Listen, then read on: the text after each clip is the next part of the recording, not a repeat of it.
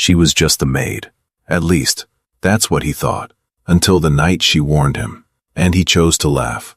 Minutes later, everything he believed about his life started to fall apart. The chandelier light flickered slightly as Jackson Stone stepped into the living room. Everything looked exactly the way he liked it. Clean, polished, controlled, until he noticed Maya. She stood in the doorway, not moving. That alone was unusual. Maya never lingered. She worked quietly, efficiently, and left before anyone had a reason to notice her. But tonight, she didn't move. "Be careful," she said. Her voice was calm.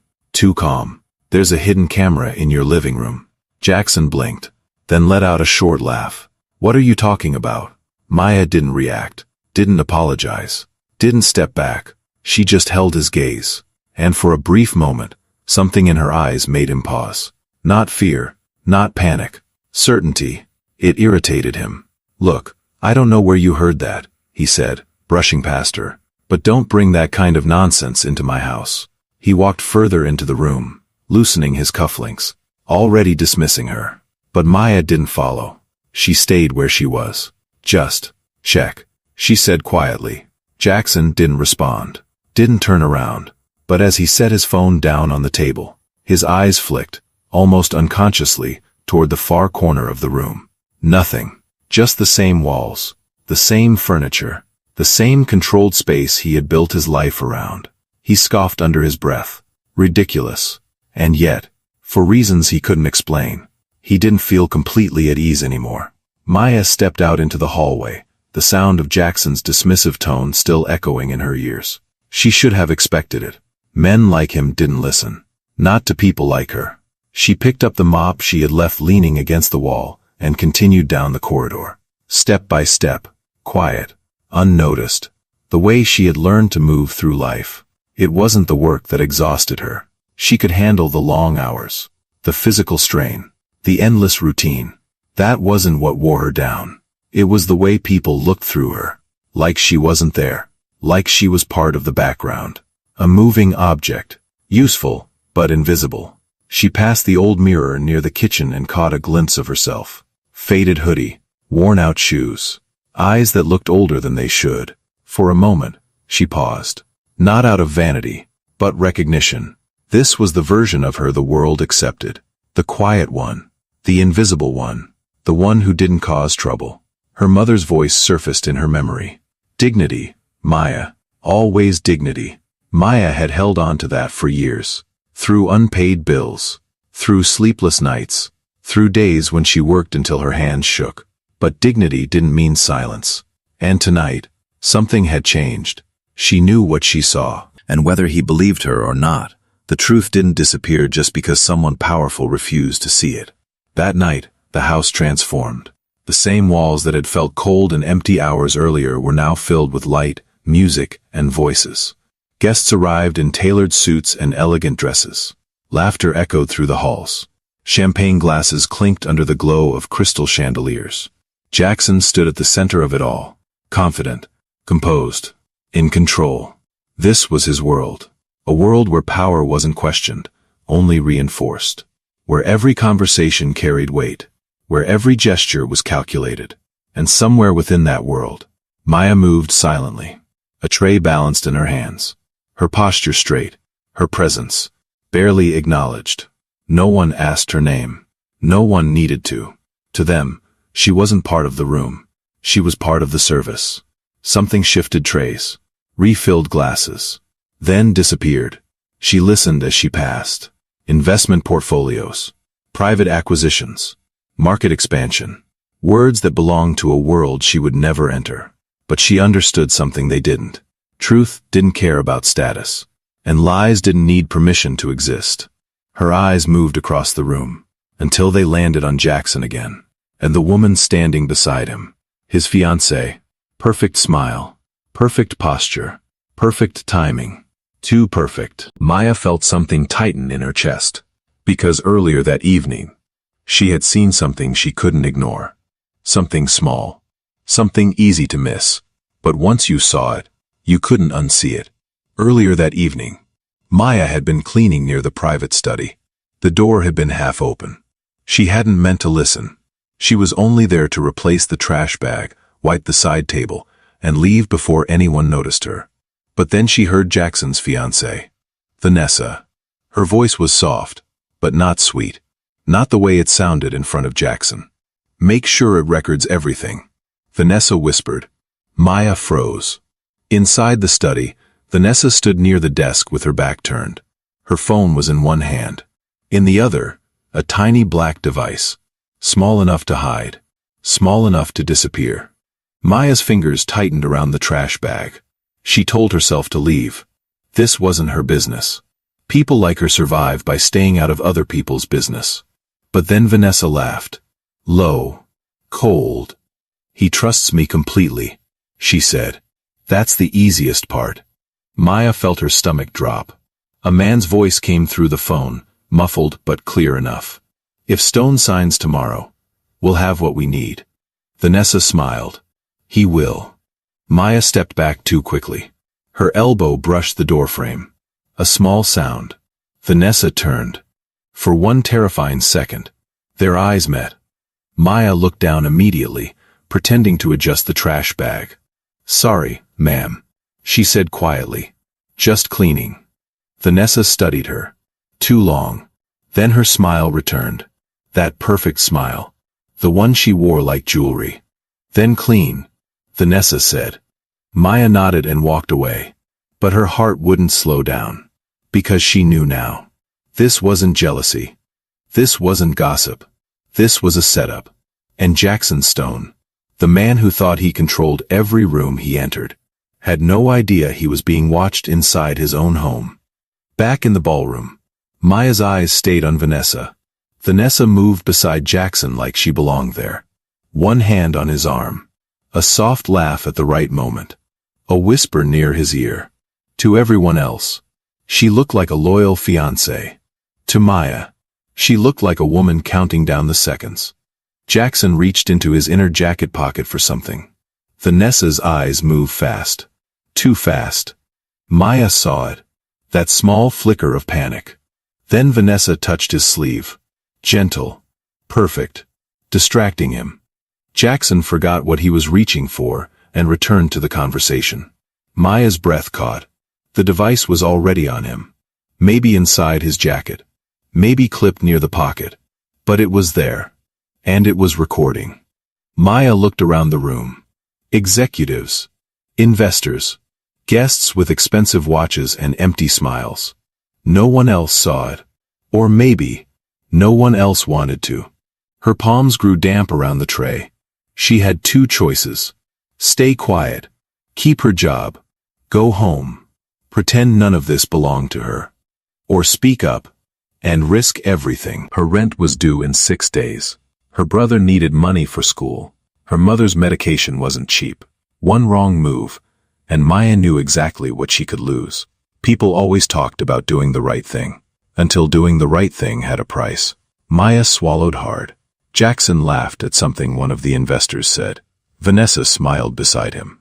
And suddenly, Maya remembered her mother's voice. Dignity, Maya. Always dignity. Maya took one breath, then another. Her hands were still shaking, but her feet moved, step by step, across the marble floor, toward the man who had already refused to listen once. This time, she would make sure he heard her. Mr. Stone. Maya's voice was not loud, but it cut through the room. A few conversations stopped, then a few more. Jackson turned slowly. His expression changed the moment he saw her. Not concern, not curiosity, annoyance. "What is it?" he asked. Maya felt every eye turn toward her. Her throat tightened. The tray in her hands suddenly felt twice as heavy. Vanessa looked at her too, and for the first time that night, her perfect smile disappeared. Only for a second, but Maya saw it. Jackson took one step closer. "Well," Maya forced herself to speak. "You should check your jacket pocket." A man near the fireplace gave a short laugh. Someone else whispered something under their breath. Jackson's jaw tightened. "My pocket." Maya nodded. "Yes, sir." His face hardened. "Maya, this is not the time." "I know," she said. Her voice shook, but she didn't stop. "There's a device on you." Silence. Real silence. The kind that makes the air feel heavy. Jackson stared at her. Vanessa stepped forward quickly. Jackson, don't entertain this. Her voice was gentle, but her eyes were sharp. She's confused. Maybe she overheard something and misunderstood. Maya looked at her, then back at Jackson. I didn't misunderstand. A few guests exchanged looks. Jackson's hand hovered near his jacket. For 1 second, Maya thought he might actually check. But Vanessa touched his arm. Darling, she said softly, please. That one word almost worked. Almost, but Jackson's pride had already been challenged. In front of everyone. Slowly, he reached inside his jacket, his fingers searched the lining. Then stopped. His face changed, just slightly. He pulled out a tiny black recording device. No bigger than a button. The room went completely still. Maya didn't move. Vanessa didn't breathe. And Jackson Stone, for the first time that night, had no idea what to say. Jackson stared at the device in his hand. Like it didn't belong there. Like reality had just shifted. Then slowly, he looked up. At Maya. His expression changed. Not shock anymore, something colder. Are you accusing her? He asked. His voice, low. Dangerous. Maya felt her chest tighten. I'm telling you what I saw. Vanessa stepped forward immediately. Jackson, this is insane. Her voice was calm again, controlled. She's a maid, she probably found something and decided to make a story out of it. A few guests nodded. Someone whispered. The energy in the room shifted. Not toward truth. Toward doubt. Jackson's grip tightened around the device. His eyes moved between them. Maya, Vanessa. Maya didn't look away. Didn't lower her head. And that made it worse. You're overstepping, Jackson said. Not loud, but final. You think you understand what's going on here. Maya swallowed. No, but I know what I saw. Vanessa let out a soft laugh. Of course you do. She stepped closer to Jackson, gently placing her hand on his arm. Darling, she's embarrassed. She wants attention. It happens. Then she looked at Maya. That same perfect smile. Only now, it felt sharp. Cruel. You should know your place. The words landed, hard. Jackson didn't stop her. Didn't defend Maya. Didn't even look at her again. That was enough. You're fired, he said, just like that. No hesitation, no pause. Leave, now. The room watched. No one spoke. Maya felt something inside her go quiet. Not anger, not even pain. Just quiet. Her fingers loosened. The tray slipped, crash. Glass shattered across the marble floor. No one moved. Maya didn't apologize, didn't explain. She just turned and walked out. The cold air hit her face the moment she stepped outside. Sharp, clean, real. Behind her, the music continued. The laughter returned, as if nothing had happened.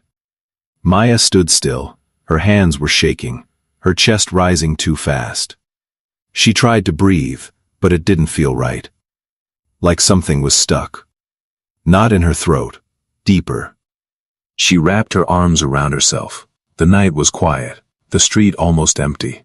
And for the first time in hours, no one was watching her. No expectations, no judgment, just silence. She closed her eyes. Her mother's voice came back again. Dignity, Maya. She almost laughed. Dignity didn't pay rent. Dignity didn't fix everything. Dignity didn't stop people from treating you like you didn't matter. But still, she had spoken. She had told the truth. Even when it cost her everything. And somehow, that mattered. More than she expected. Her phone buzzed in her pocket. She ignored it. Then it buzzed again. And again. Finally, she pulled it out. Unknown number. She stared at it. For a long moment. Then answered. Hello? Silence. Then, Maya. Jackson. She didn't speak, didn't move, just listened. Jackson's breathing was uneven. Not the controlled voice from earlier. Something different. I checked, he said. A pause. You were right. Maya closed her eyes. Not relief. Not satisfaction. Just confirmation. I should have listened, he continued. His voice was quieter now. I didn't. Another pause. Longer. I didn't want to believe it. Maya leaned slightly against the wall. The cold concrete grounded her. Vanessa left, he said. She didn't even argue. That said everything. I checked the rest of the house, he added. Not just one device. Maya's eyes opened. Her heart slowed. They were everywhere, Jackson said. His voice dropped. Living room. Office. Even the bedroom. Silence stretched between them. The kind that says more than words. I called security, he continued. They're handling it. Then softer. I handled it too late. Maya didn't respond. There was nothing to say. Jackson exhaled slowly. I was wrong about you. That one sentence carried more weight than everything before it. I didn't see you, he said. I didn't think I needed to. Another pause. Then, I do now. Maya looked up at the dark sky. The city lights blurred in the distance. I'm not coming back, she said quietly. Jackson didn't argue. Didn't push. I know. A pause. I just needed to say it. Silence again. But this time, it felt different. Not heavy. Just honest. Maya stepped away from the wall and started walking. Slow at first. Then steady. The night air felt different now. Still cold. But lighter. Not because the world had changed. It hadn't. People like Jackson would still exist. Rooms like that would still exist. And people like her would still be invisible in them. But something inside her had shifted. She had spoken. She had stood her ground. Even when it cost her. Even when no one stood with her. And that changed everything. She didn't need them to see her anymore. She saw herself. And for the first time in a long time, that was enough. Sometimes, the truth doesn't come from the people with power. It comes from the ones no one listens to. And maybe, that's exactly why it matters. If you were in Jackson's place, would you have checked the first time she warned you? Or would you have ignored her, like everyone else? Tell me honestly.